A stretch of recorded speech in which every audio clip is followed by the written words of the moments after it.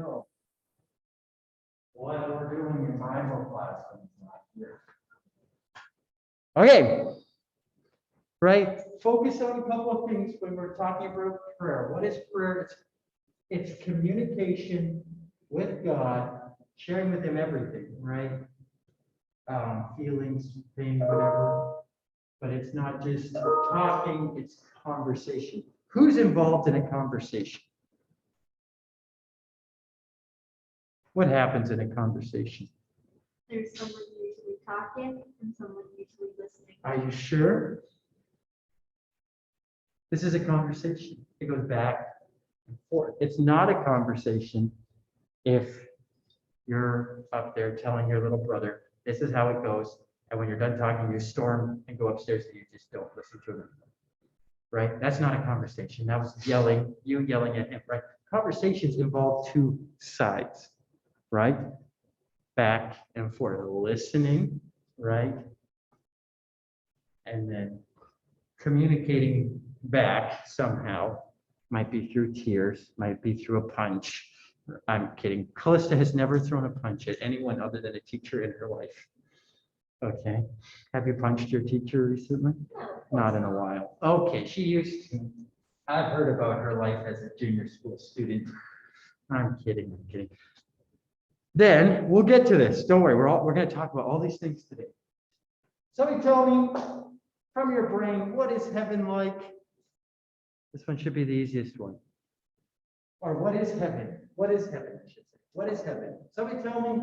Joblin, what is heaven? Joblin, what is heaven?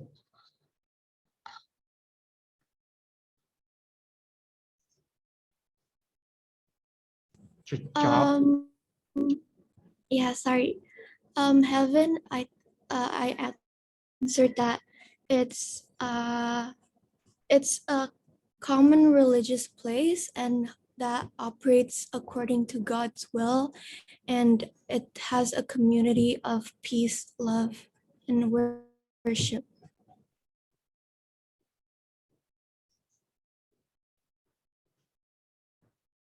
I have a question, Joblin. How do you get to heaven? Can I go there right now? Book a flight? Get a visa? Well, Ilham said yes. Ilham, how do you book a flight to heaven? Use selection. Oh, selections. Jakarta Airport through Doha to, yeah. No, I'm kidding. Right, what is heaven? It's also referred to as part of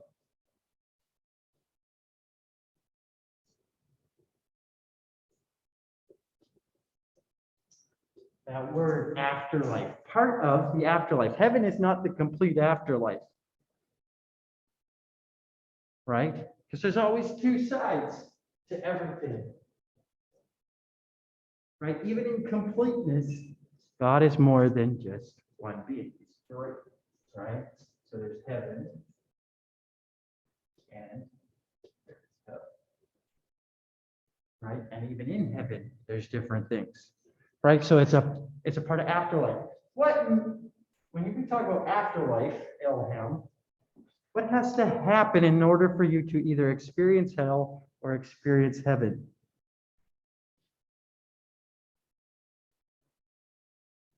What has to happen?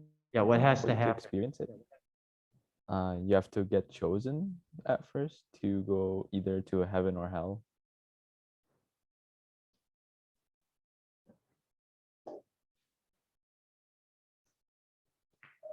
In order to experience the afterlife, either heaven or hell, you have to die.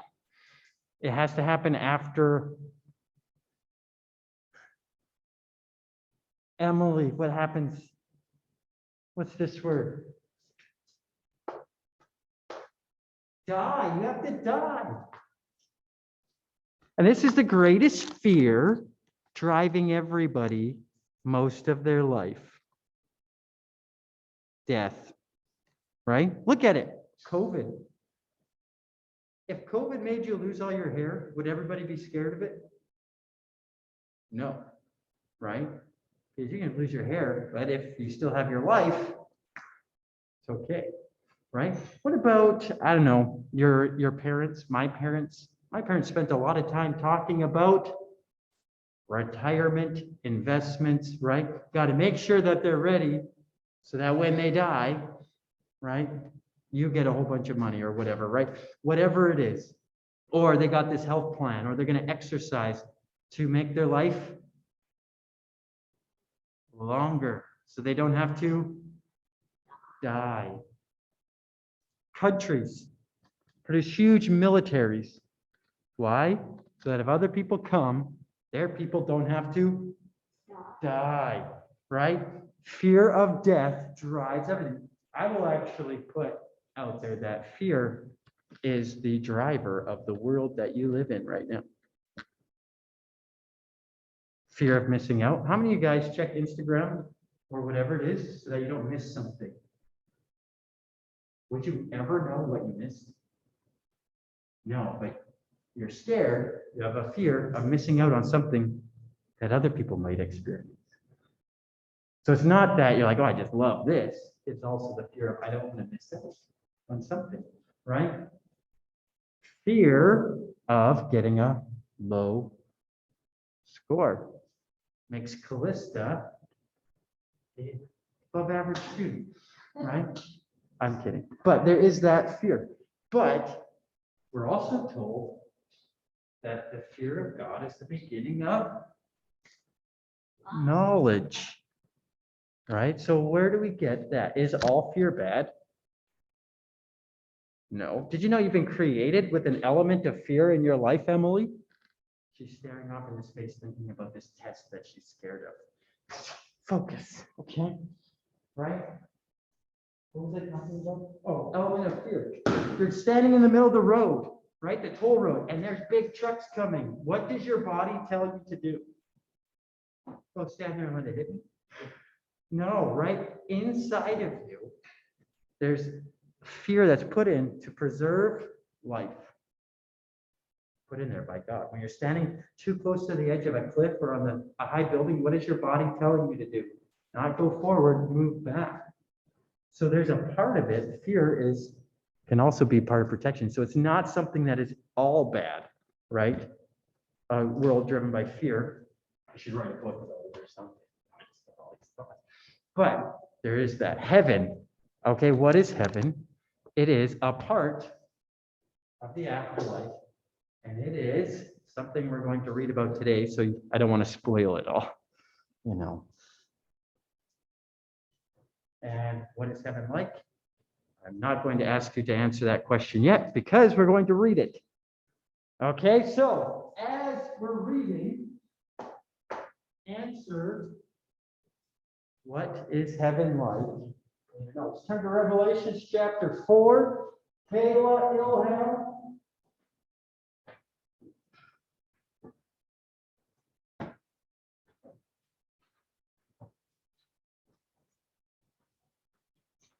Hey, Kayla, for Revelation chapter 4, can you read up to Revelations 4, 1 through 9? And then Ilham, read from 10. Oh, actually, no. Kayla, read up to verse 7. Ilham, read 7 to the end of chapter 4. And then,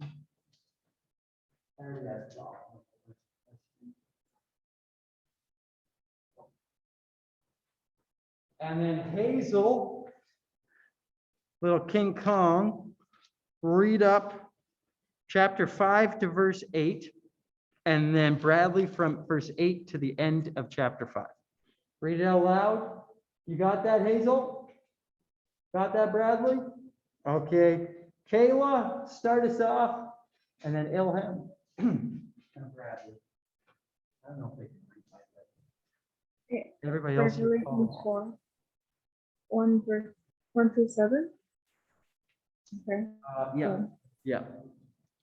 The throne in heaven. After this I looked, and there before me was a door standing open in heaven. And the voice I had first heard speaking to me like a trumpet said, "Come up here, and I will show you what must take place after this." At once I was in the spirit, and before me was a throne in heaven, with someone sitting on it. And the one who sat there had the appearance of jasper and ruby, a rainbow that shone like an emerald encircled the throne.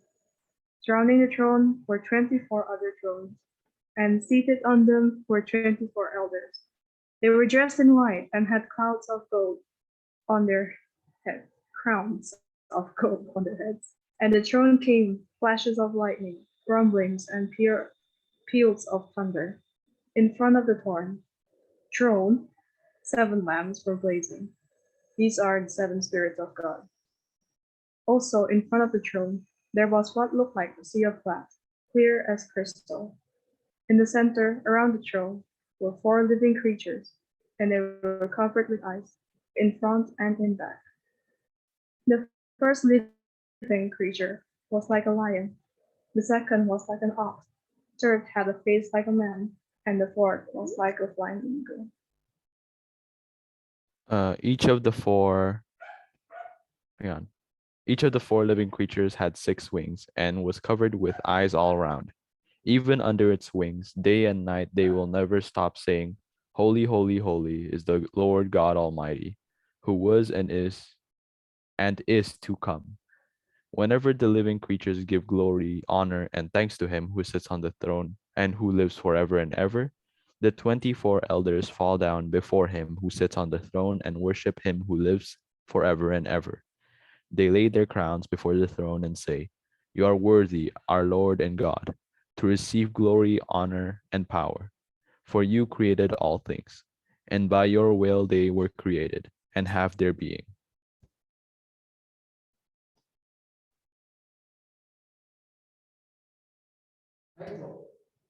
Revelations 5. Then I saw in the right hand of him who sat on the throne a scroll with writing on both sides and sealed with 7 seals. And I saw a mighty angel proclaiming in a loud voice, "Who is worthy to break the seals and open the scroll?" But no one in heaven or on earth or under the earth could open the scroll or even look inside it. I wept and wept because no one was found who was worthy to open the scroll or look inside. Then one of the elders said to me, "Do not weep. See, the Lion of the tribe Judah, the Root of David, has triumphed. He is able to open the scroll and its 7 seals." Then I saw a lamb, looking as if it had been slain, standing at the center of the throne, encircled by 4 living creatures and the elders. The lamb had 7 horns and 7 eyes, which are the 7 spirits of God sent out into all the earth. He went and took the scroll from the right hand of him who sat on the throne. And when he had taken it, the 4 living creatures and the 24 elders fell down before the Lamb. Each one had a harp, and they were holding golden bowls full of incense, which are prayers of God's people. And they sang a new song, saying, "You are worthy to take the scroll and to open its seals, because you were slain, and with your blood you purchased for God persons from every tribe and language and people and nation. You have made them to be a kingdom and priests to serve our God, and they will reign on the earth." Then I looked and heard the voice of many angels, numbering thousands upon thousands, and 10,000 times 10,000. They encircled the throne and the living creatures and the elders. In a loud voice they were saying, "Worthy is the Lamb who was slain, to receive power and wealth and wisdom and strength, and honor and glory and praise." Then I heard every creature in heaven and on earth and under the earth and on the sea, and that is all in them saying, "To him who sits on the throne and to the Lamb to be praise and honor and glory and power forever and ever." The 4 living creatures said amen, and the elders fell down and worship. Thank you, Bradley. Thank you, Hazel, Ilham, and Kayla. What is heaven like? You just read about it. It's a picture of heaven. What are the people doing in heaven? Worship. Write it down. Write it down. Write it on your paper. Write down what is going on in heaven. Last slide, I asked you, what is heaven like? Right? What is it like? Is it quiet? Are you floating on a little fluffy cloud? Are you eating ice cream and Indomie? All right. This is like the truth about heaven and what it's like.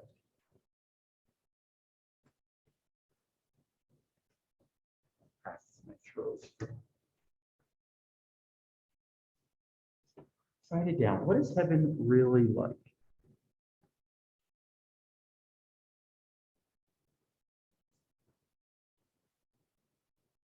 We'll be adding to this if it keeps being revealed more and more throughout the chat or throughout the book. What is heaven really like?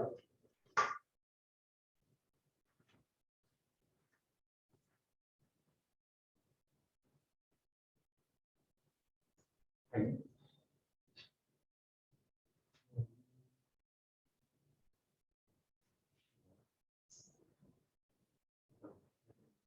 What we used to think that was like very comfortable with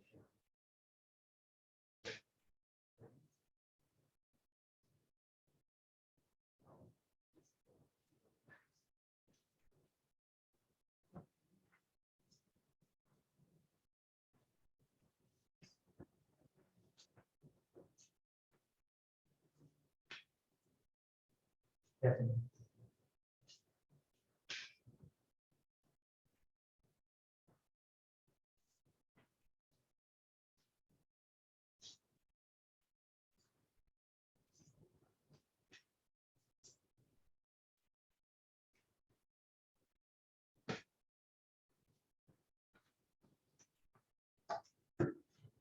Heidi, before you read the book of Revelation, what did you think heaven was like?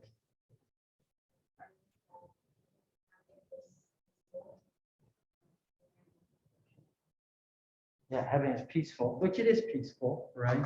But later on, we'll read that there's actually a war in heaven, which is crazy. Kevin, what did you used to think heaven was? Really peace, where there's no trouble. A really good place where there's no trouble, no death, no pain, right? Those are true. Those are true of heaven. For me, I had a picture of heaven where there's no more bad things, and I get to go and be with my brother and play hockey and go fishing and do everything that I really wanted to do here is without the problems, right? It was made up to me to be this place of exactly what I wanted. And in reality, it showed me what I really wanted. I wanted the world. I wanted to play hockey. Heaven, as we see here, is what? It's a place of worship. You're going to be there forever. And so I had a conversation with somebody who was like, why? I want to be a Christian because I don't want to go to hell. Like, okay, but you know what heaven is? It's nonstop worship of your best friend, Jesus. Right? So if you just don't want to go to hell, but you don't want to go and worship, heaven's going to be like hell for you. Because it's not something you want. It's not something that's the heart of who you are, right? Because this throne God is seated on is surrounded by a sea of crystal, clear crystal.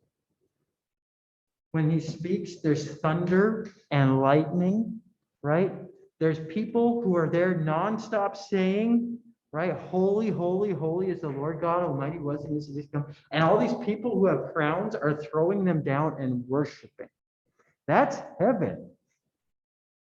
Not ice cream and Indomie and hockey. Right? If I were continuing on the path I was a bunch of years ago, and now if I were to die, I'd be caught off guard because I wouldn't be.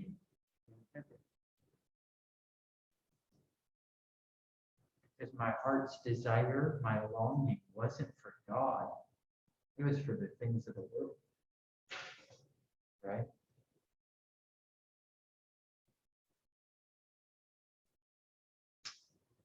What is heaven really like? Are we living a lie? Are you blinded by a lie? Most people are.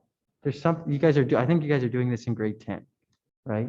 There's people who are advocating for things, just to get paid to advocate them, right? They're promoting things that aren't necessarily true for a dollar.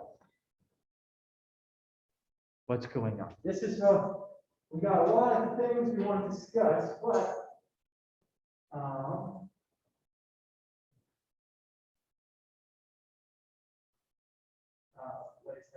okay, so at the very beginning, we talked about prayer. Okay, in Matthew 27, verse 51, I'll read it to you. Okay, so you can see it, so you don't think I'm making it up. Matthew 27, verses 51. Remember, you have this picture of the throne room in your life. Now, 51.